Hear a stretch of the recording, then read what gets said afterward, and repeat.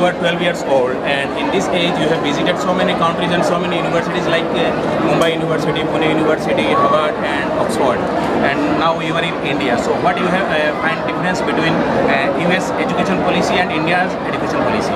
I think that the most major difference is that in India lots of people wrote memorize. So in the US, most people, if they are actually interested in math and science, they are able to understand it in their own way. They're able to find so many resources about tutoring. But in India, lots of people are forced into the math and science pipeline, even though they don't want to be. So that means that most of them only have room and only have time for just memorizing the definition from the book. But one positive thing I will say India has, that in the US, the education system is much less rigorous and teachers are often much less inspired and have much less qualifications than in India, where often teachers have PhDs and have worked in the field for a very long time.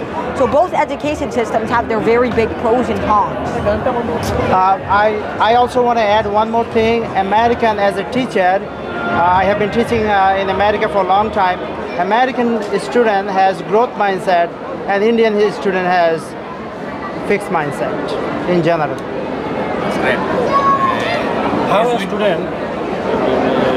student can success his life? I think that there are no one formula. It obviously depends on what your situation is and what your circumstances are and what you and your family have the money to buy.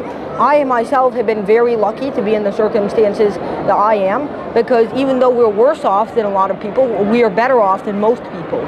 So I'm so grateful for what I currently have on myself, because most people don't even have the money to go afford a tuition or afford a good education or even afford tutoring.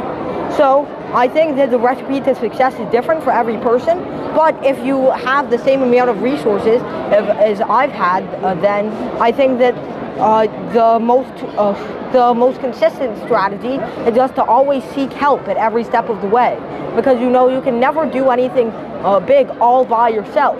No matter how big or how strong you are, it always takes the contributions of someone else in part to succeed. So that's why I think it takes lots of help and lots of teaching in order to get where I am today.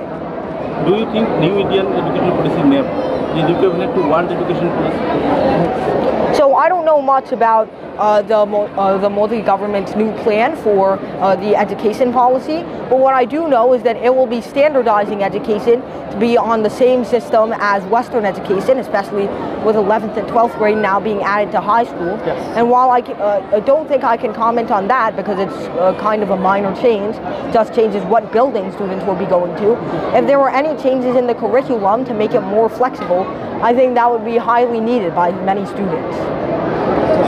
As we came to know that few years back you have visited Washington for an interview, and that interview you have replied some PhD level question and answers, and overnight you become the internet sensation. So what was the question? Can you remember if you share with us at least one or two question and answer? So first off, I don't think it was PhD level. It was simply about the periodic table. And second of all, it was when I was 2 years old, which was more than a decade ago.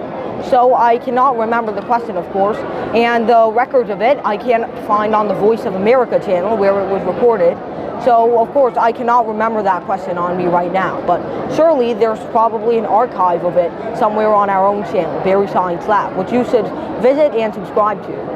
Sir, I asked for the question, what is the message to the new generation or new student about this program or this subject?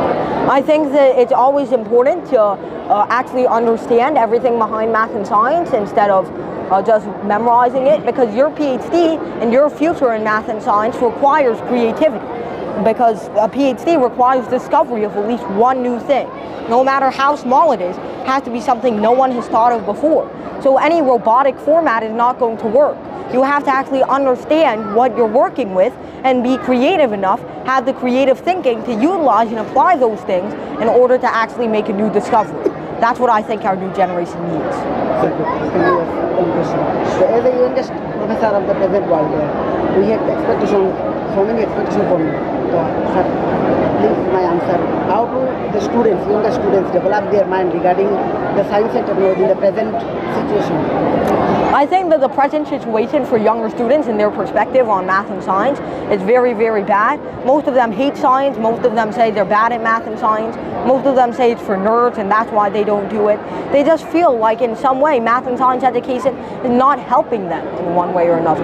And that's why I think we need to not only reform our education, but for the time being a practical solution to seek help from other sources. Not just textbooks, but simulations, your own family, your friends, professors at the nearby community college or something. Have to teach more than just your teacher and your textbook. So I think that that's going to be what helps the newest generation in their perspective on science the most. Last but not least question, you are the masters of maths and science. People used to call you Einstein or living legend, genius. Okay, so my question is to you is, apart from these two, maths and science, what else you like more? I've always enjoyed chess, I've enjoyed badminton, biking, and there are so many other hobbies of mine that I enjoy. Sometimes I play piano or sometimes I write stories, but obviously I'm not that good at those.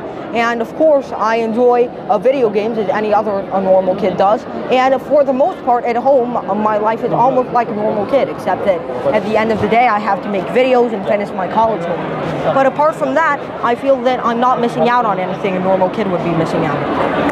Sir, what is the Please. method? Last question.